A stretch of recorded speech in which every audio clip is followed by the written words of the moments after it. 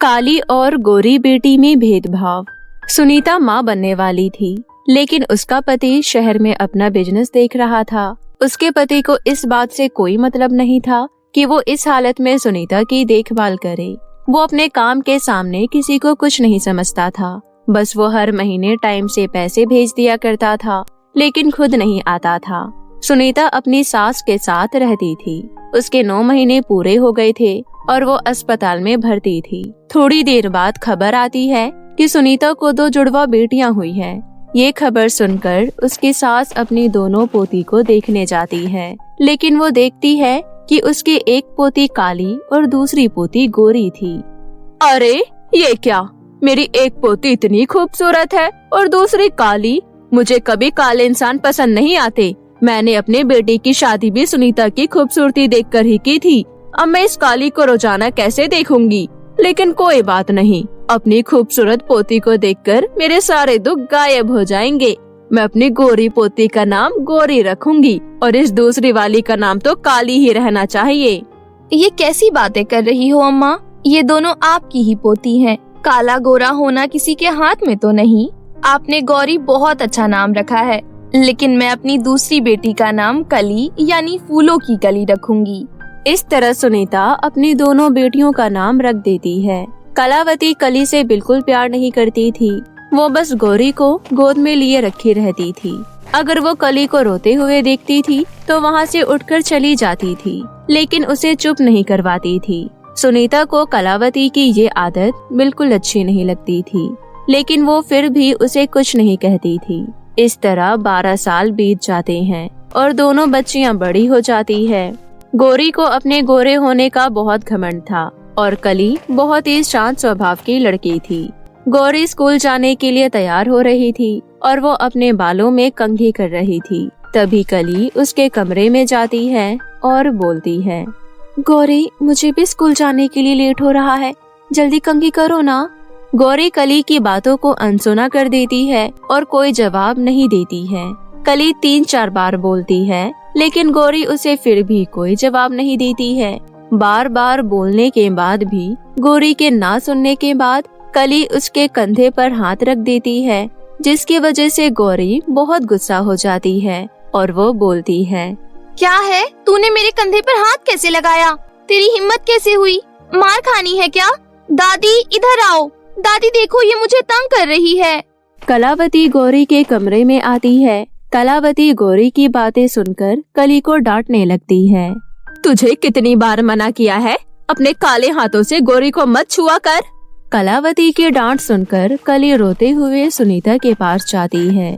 सुनीता कली को गले से लगा लेती है और बोलती है, रोते नहीं मेरी प्यारी सी फूलों की कली, एक दिन सब ठीक हो जाएगा। इस तरह जब भी कली रोती थी तो सुनीता उसे गले से लगाकर समझाती थी।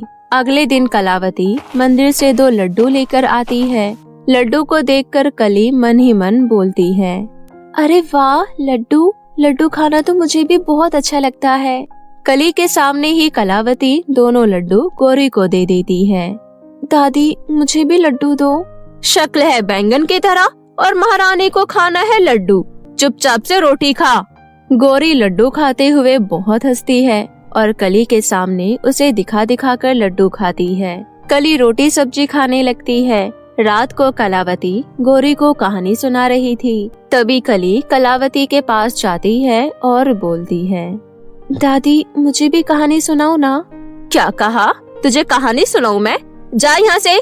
आज सुनीता कलावती को पहली बार कली के लिए कुछ बोलती है। अम्मा, आप हमेशा कली के साथ इतना बुरा व्यवहार क्यों करती हो? अगर गौरी के साथ साथ कली कहानी सुन लेगी तो क्या हो जाएगा? ये भी तो बच्ची है। बच्ची है लेकिन काली। इसे तो अपनी पोती बोलने में भी शर्म आती है। और हाँ, इसके लिए मुझे कुछ बोलने की जरूरत नहीं है, वरना घर से धक्के मारकर निकाल दूंगी। देखा काली लड़की, तेरी वजह से मम्मी को डांट पड़ गई। चुपचाप से अपने कमरे में जा। कली अपनी मम्मी के साथ कमरे में चली जाती है। अगले दिन दोनों स्कूल जाने के लिए तैयार हो जाते हैं, लेकिन तभी गौरी बोलती है, ये क्या, मेरा जूता गंदा है। काली लड़की, जरा मेरा जूता साफ कर दे। कली गौरी का जूता साफ कर देती है। उसके बाद दोनों स्कूल चले जाते हैं। उस दिन कलावती दोनों को स्कूल से लेने जाती है। रास्ते में आते हुए गौरी कलावती से बोलती है, दादी मुझे आइसक्रीम खानी है। कलावती गौरी को आइसक्रीम दिला देती है, लेकिन कली को कुछ नहीं दिलाती। इसलिए कली बोलती है, दादी मुझे भी बहुत धूप लग रही है, इसलिए ठंडा ठंडा आइसक्रीम खाने का मन कर रहा है। बैग में पानी की बोतल रखी है, पानी पी ले, बढ़िया ही आइसक्रीम खाने वाली। थोड़ी देर बाद चलते चलते सब घर पहुंच जाते हैं। कली अपने घर में जाकर बहुत रोती है। तभी सुनीता उसके पास जाती है और बोलती है, क्या हुआ कली, अब फिर से क्यों रो रही हो? माँ, दादी मुझसे प्यार नहीं करती है, वो बस गौरी से प्यार करती है। मैं भी तो गौरी की तरह उनकी पोती हूँ, मेरे से कोई प्यार नहीं करता है। नहीं कली, ऐसी बात नहीं है। मैं तेरे से कितना प्यार करती हूँ। इस दुनिया में सबसे ज्यादा प्यार मैं अपनी कली से करती हूँ। इस तरह दिन बीत रहे थे। एक दिन शहर से सुनीता का पति राघव आता है। सुनीता अपने पति से बहुत कम बात करती थी। राघव को देखकर कलावती बहुत खुश होती है। अरे मेरा लाडला बेटा आ गया। वैसे तेरे से तो हर रोज मेरी बात होती ही है। रुक, गौरी को बुलाती हूँ। उसके बाद कलावती गौरी को आवाज लगाती है, गौरी यहाँ तो आ, देख तेरे पापा आई हैं। क्या पापा आए हैं? मैं अभी आई। गौरी आती है और राघव को गले से लगा लेती है। वीडियो कॉल पर गौरी को देखा था और अब सामने से देख रहा हूँ। सही कह रही थी माँ आप, मेरी बेटी बहुत सुंदर है। हाँ देखियो, गौरी की खूबसूरती देखकर इसकी शादी बहुत अमीर घर में होएगी। दादी मेरी शादी कहाँ होगी? तू तो इतनी काली है, तेरी शादी हो जाए वही बहुत बड़ी बात है। अमीर का तो सपने में भी मत सोचियो। राघव अपने जेब से एक बड़ा सा चॉकलेट निकालता है और गौरी को दे देता है। वाओ, इतना बड़ा चॉकलेट, थैंक यू पापा। देखा तेरे पापा तुझसे कितना प्यार करते हैं। अब तेरे लिए इतना बड़ा चॉकलेट नहीं लाएंगे तो फिर किसके लिए लाएंगे? मेरे लिए क्या लाए हो पापा? राघव कली के लिए एक टॉफी निकालता है और उसे दे देता है। इस तरह का भेदभाव देखकर कली को बहुत बुरा लगता है, लेकिन वो कर भी क्या सकती थी। वो बस ये सोचकर खुद को दिलासा दे देती थी कि एक दिन भगवान सब कुछ ठीक कर देंगे। कली अपने कमरे में जाती है और हाथ जोड़कर आंखें बंद करके बोलती है, मैं अपने परिवार से बहुत प्यार करती हूँ। भगवान जी जल्दी से सब कुछ ठीक कर दो। मैं बस इतना चाहती हूँ कि मेरी दादी और मेरे पापा भी प्यार करें। इसी भेदभाव के साथ बहुत दिन बीत गए थे। गौरी खुद गलतियाँ करके कली का नाम लगा देती थी और कलावती कली को मारने लगती थी। एक दिन की बात है, कलावती सीढ़ी से गिर जाती है और उसके पैरों से खून निकलने लगता है। गौरी और कली दोनों कलावती को गिरते हुए देखते हैं, लेकिन उसके पैरों का खून देखकर गौरी कलावती के पास नहीं जाती है। छी छी, खून, मुझे खून देखकर बहुत गंदा लग रहा है। कली उसी वक्त सुनीता और अपने पापा को बुलाती है। उसके बाद राघव कलावती को हॉस्पिटल लेकर जाता है। 4 दिन हॉस्पिटल में रहने के बाद कलावती घर आ जाती है। कलावती अपने कमरे में आराम करती थी और कली वहीं पास में बैठ जाती थी। वहीं दूसरी तरफ गौरी वहां बैठकर अपने पापा के फोन में गेम खेलती थी। गौरी, मेरे सिर में दर्द हो रहा है, जरा मेरा सिर दबा दे। नहीं दादी, मैं नौकरानी हूँ क्या जो ये सब करूँगी? मैं गेम खेल रही हूँ, मुझे डिस्टर्ब मत करो। दादी मैं आपका सिर दबा देती हूँ। उसके बाद कली कलावती का सिर दबाते हुए बोलती है, बहुत दिन हो गए आपने मुझे डांट नहीं लगाई। मैं चाहती हूँ आप जल्दी से ठीक हो जाओ और मुझे डांट लगाओ, क्योंकि अब मुझे आपकी डांट की आदत हो गई है। कलावती की आंखों में आंसू आ जाते हैं और वो बोलती है, मैंने तुझे कभी प्यार नहीं किया, मुझसे बहुत बड़ी गलती हो गई। मैं कैसी दादी हूँ जो अपनी पोती के काले रंग की वजह से उसे प्यार नहीं करती थी। मुझे माफ कर दे। तेरी दादी होकर मैंने तेरे साथ बहुत बदतमीजी की। मुझे समझ में आ गया है कि बाहरी सुंदरता बस एक दिखावा होती है। गौरी दरवाजे पर खड़ी होकर ये सब सुन लेती है और उसे भी अपने किए पर पछतावा होता है। सही कह रही हो दादी आप, मैंने भी अपनी बहन के साथ बहुत बुरा किया है। आज से हम दोनों हमेशा साथ में रहेंगे और सब कुछ साथ में खाएंगे। सुनीता ये सब देखकर बहुत खुश होती है। उस दिन से कलावती दोनों को बराबर प्यार करती थी और गौरी कली हमेशा एक साथ रहते थे। इस तरह हमेशा के लिए सब कुछ ठीक हो जाता है और सब हंसी खुशी रहने लगते हैं। परी का दिया हुआ जादुई ड्रेस। पूर्वी अपनी माँ के साथ रहती थी। उसकी माँ रीता कई महीनों से बीमार थी, यहाँ तक कि डॉक्टर ने रीता को बोल दिया था कि 2 महीने के अंदर अंदर उसकी मौत हो जाएगी।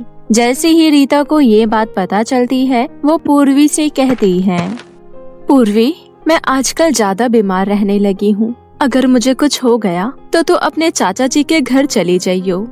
माँ, आप ये कैसी बातें कर रही हो? आपको कुछ नहीं होगा। आज डॉक्टर ने मुझे बोल दिया है कि 2 महीने के अंदर अंदर मेरी मौत हो जाएगी। हम तो जैसे तैसे अपना पेट भर लेते हैं, इलाज कैसे करवा पाएंगे?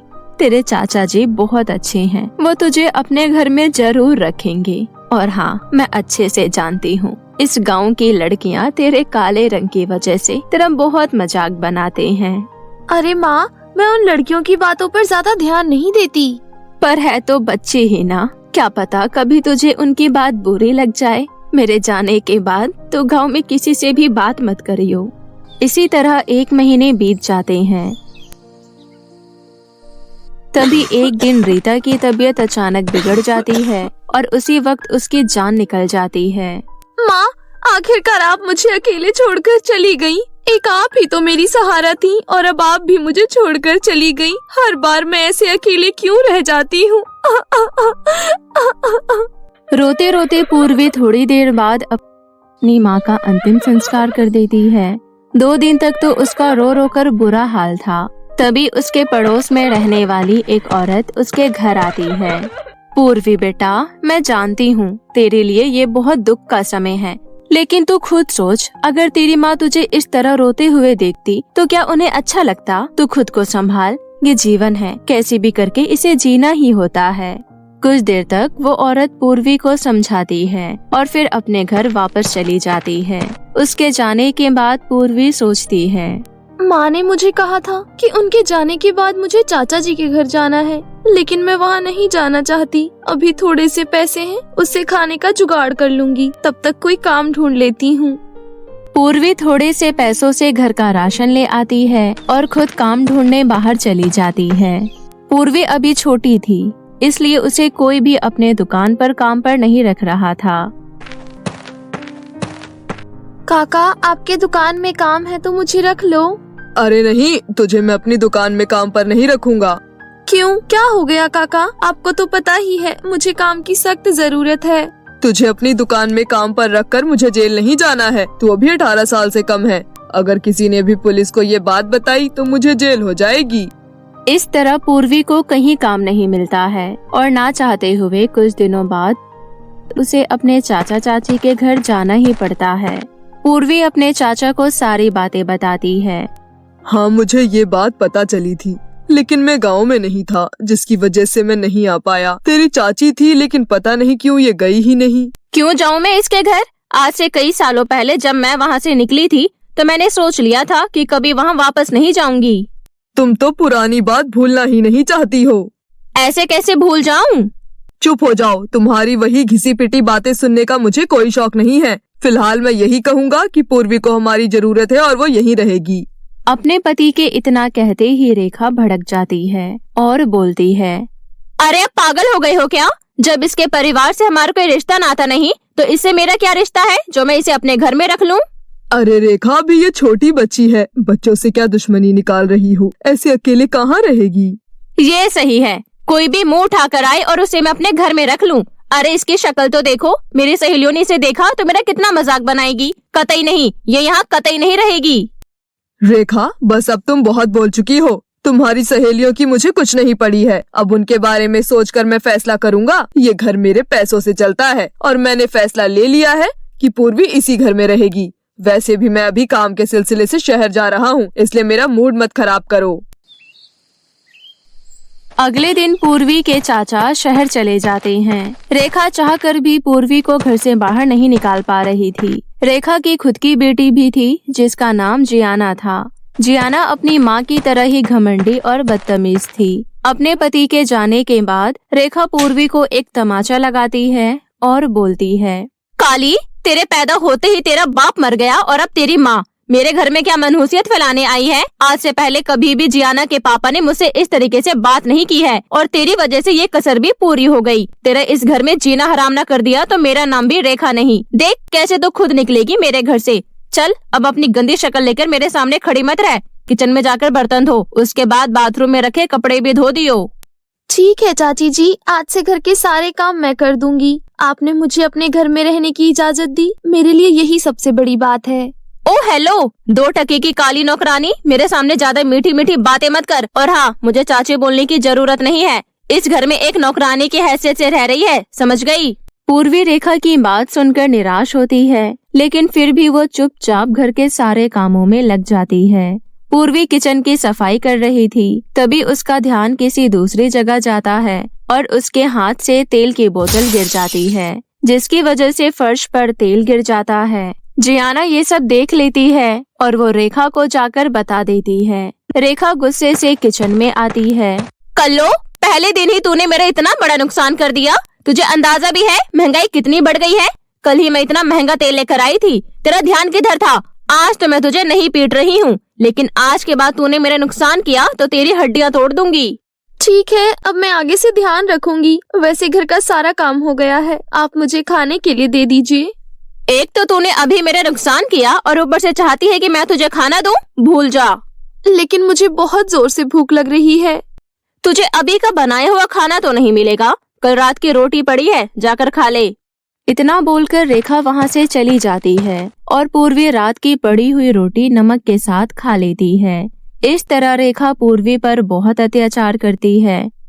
बढ़ते समय के साथ रेखा का अत्याचार और बढ़ता जा रहा था। पूर्वी को बहुत बुरा लगता था, लेकिन उसके पास कोई दूसरा चारा भी नहीं था, क्योंकि उसे पता था कि ये घर छोड़कर उसे रहने का कोई ठिकाना नहीं मिलेगा। ऐसे ही सब कुछ चल रहा था। एक दिन पूर्वी देखती है कि रेखा की बेटी जियाना रेखा की तिजोरी से बहुत सारे पैसे लेकर कहीं बाहर जा रही थी। अरे जियाना दीदी, आप चाची की तिजोरी से इतने सारे पैसे लेकर कहाँ जा रही हो? ओए कल्लो नौकरानी, अपने काम पर ध्यान दिया कर। मेरे से ज्यादा बकवास की ना तो एक थप्पड़ में सही कर दूंगी। मेरे से सवाल करने वाली तो कोई नहीं होती यहाँ पर। मेरी मम्मी के पैसे हैं, मैं इनका कुछ भी करूँ, तुझे क्या? इतना बोलकर जियाना वहाँ से चली जाती है। रात को रेखा अपनी तिजोरी में जाकर देखती है और उसे पैसे नहीं मिलते। ये देखकर रेखा को बहुत गुस्सा आता है और वो पूर्वी पर शक कर लेती है। नौकरानी, घर की सफाई करते करते मेरी तिजोरी की सफाई भी करने लग गई है। सच सच बता दे, मेरे पैसे चोरी करके कहाँ रखे हैं? झाड़ू पोछा करने के लिए तो मेरे रूम में आती है और मुझे पता है कि पैसे भी तूने ही चुराए हैं। मैंने कोई चोरी नहीं की है। मैंने जियाना दीदी को आपकी तिजोरी से पैसे निकालते हुए देखा था। उसी वक्त जियाना दोस्तों के साथ पार्टी करके घर आ गई और उसने सारी बातें सुन लिया। देखो मम्मी, ये काली नौकरानी कैसे आपकी बेटी पर चोरी का इल्जाम लगा रही है। इससे पहले कि ये घर में और चोरी करे, आप अभी के अभी इसे हमारे घर से निकाल दो। तेरी हिम्मत कैसे हुई खुद चोरी करके मेरी बेटी पर इल्जाम लगाने की? जियाना बिल्कुल सही कह रही है। मेरी बेटी के पास पैसों की कमी है जो वो पैसे चोरी करेगी। तुझ भिखारी ने चोरी किया होगा। तूने अपनी जिंदगी में इतने सारे पैसे तो देखे नहीं होंगे, इसलिए चोरी कर लिए। उसके बाद रेखा पूर्वी को घर से धक्के मारकर निकाल देती है। रात का अंधेरा हो रहा था। पूर्वी को समझ नहीं आ रहा था कि वो कहाँ जाए। रात को पूर्वी सड़क के एक कोने में बैठ जाती है। माँ, आपने मुझे चाचा जी के घर आने के लिए क्यों कहा? मैं जानती हूँ अगर चाचा जी होते तो चाची मेरे साथ ये सब कभी नहीं कर पाती, लेकिन जब वो खुद काम की वजह से शहर में रहते हैं तो मैं यहाँ कैसे अच्छे से रह सकती हूँ? आपको पहले से ही पता होगा कि चाची कैसी है। इससे अच्छा होता कि मैं कुछ दिनों तक भूखे रहकर मर जाती। पूर्वी रो रही होती है, तभी उसे एक आवाज आती है। वो आवाज एक परी की थी। ऐसी बातें मत करो, जीवन सबका अधिकार है। बस फर्क इतना है कि कोई पैदा होते ही हंसी खुशी रहने लगता है और किसी को अपने जीवन में बहुत संघर्ष देखने पड़ते हैं। आवाज सुनकर पूर्वी पीछे मुड़ती है और उसे परी नजर आती है। आपको तो मैंने किताबों में देखा है। हाँ, कई बच्चों को परियों के बारे में किताबों में जानने को मिलता है, लेकिन मैं अच्छे लोगों को ही नजर आती हूँ। तुम बहुत अच्छी हो। मैंने रोते हुए तुम्हारी सारी बातें सुन ली है। अब मैं तुम्हारे जीवन में कभी कोई परेशानी नहीं आने दूंगी। ऐसा तो हो ही नहीं सकता। मेरा इस दुनिया में कोई नहीं है, फिर मैं खुशी से कैसे रह सकती हूँ? मेरी इतनी उम्र भी नहीं जो कोई मुझे काम पर रख ले। पूर्वी ये सब बोल ही रही थी कि परी वहाँ पर एक खूबसूरत ड्रेस प्रकट कर देती है। पूर्वी की नजर ड्रेस की खूबसूरती से हट ही नहीं रही थी। ये ड्रेस तुम्हारा है, तुम इसे पहन लो और इससे जो चाहो मांग लेना। उसके बाद परी वहाँ से चली जाती है।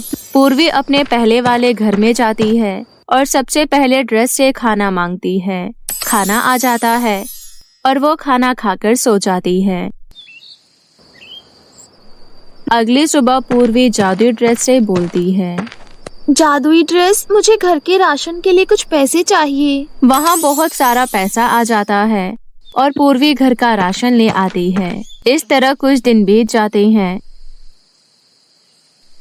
तभी एक दिन पूर्वी सोचती है, ये ड्रेस जादुई है और दिखने में बहुत खूबसूरत लग रही है। मैं इसे एक बार पहन कर देखना चाहती हूँ। उसके बाद पूर्वी जादुई ड्रेस पहन लेती है। जादुई ड्रेस पहनते ही पूर्वी परियों की तरह खूबसूरत हो जाती है।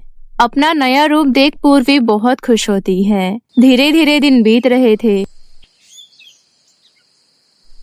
और पूर्वी जादुई ड्रेस की मदद से अपना एक दुकान खोल लेती है। गांव के सभी लोग पूर्वी के दुकान से ही सामान लेते थे। इस वजह से उसका काम बहुत अच्छा चलने लगा था। इसी तरह पूर्वी की जिंदगी में सब हंसी खुशी चल रहा होता है। तभी एक दिन रेखा पूर्वी के गांव में अपनी एक रिश्तेदार से मिलने आई थी और सबके मुंह से पूर्वी की तारीफ सुनकर हैरान रह जाती है। पहले तो सबकी बातें सुनकर रेखा को विश्वास नहीं होता है कि पूर्वी अपने दुकान से इतनी अमीर हो गई है, लेकिन जब वो अपने आंखों से पूर्वी की दुकान देखती है तो उसे यकीन करना पड़ता है। अरे, मुझे तो यकीन ही नहीं हो रहा कि ये वही गरीब है जो रहने के ठिकाने के लिए मेरे घर पर आई थी और आज अपने नाम से इतना बड़ा दुकान चलाती है। अचानक इसके पास खुद का दुकान खोलने के पैसे कहाँ से आए? और मैंने सुना है कि पूर्वी का घर भी बहुत बड़ा है। इसके घर जाकर देखती हूँ। रेखा गांव के किसी औरत से पूर्वी के घर का पता मांगती है और उसके घर जाती है। रेखा पूर्वी के घर में ताक झांक करने लगती है और उसे जादुई ड्रेस के बारे में पता चल जाता है। अच्छा, तो ये बात है। थोड़ी देर बाद जैसे ही ये लड़की अपने दुकान वापस जाएगी, मैं जादुई ड्रेस से बहुत सारे सोने के सिक्के मांगूंगी। थोड़ी देर बाद पूर्वी घर से बाहर जाती है। रेखा उसके घर के अंदर जाती है। जादुई ड्रेस, मुझे बहुत सारे सोने के सिक्के दे दो। मूर्ख औरत, तुझे क्या लगता है कि पूर्वी अपना घर का गुजारा मेरी मदद से करती है? मैंने उसकी मदद बस 2 बार की और उसके बाद से उसने सब कुछ अपने दम पर किया है और तू आ गई मेरे से भीख मांगने। मैं तो तुझे छोड़ूंगी नहीं। इतना कहकर जादुई ड्रेस वहाँ एक सांप ले आता है। सांप देखकर रेखा डर जाती है और वहाँ से भाग जाती है। उस दिन के बाद से रेखा कभी भी उस गांव में नहीं आती है। इस तरह रेखा को उसके किए की सजा मिल जाती है और पूर्वी फिर से हंसी खुशी रहने लगती है।